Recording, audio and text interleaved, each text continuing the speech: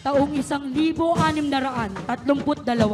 Makalipas ang 6 na taon mula nang dumating ang imahe ng Nuestra Señora de la Paz y Buen Viaje, sakay ng galyon mula sa bansang Mexico.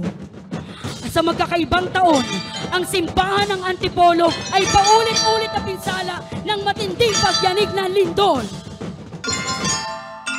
Noong 1944 hanggang 45, ang simbahan ng Antipolo ay ginawang arsenal ng mga hukbong emperyal ng Hapon. Sa gitna ng labanan, ang simbahan ay nasunog. Kasama na rito ang imahe ng Birhen ng Antipolo.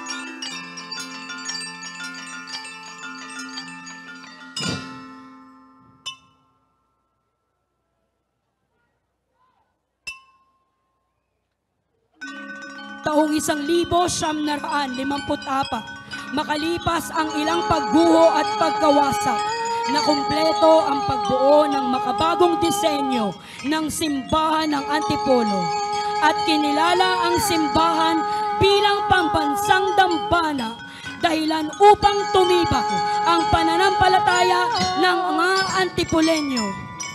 At ngayong taon, kinilala ang simbahan ng Antipolo bilang International Shrine of the Our Lady of Peace and Good Voyage ng mahal na Santo Papa.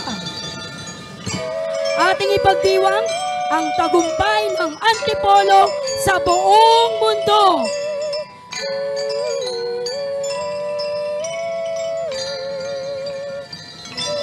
Viva la Virgen!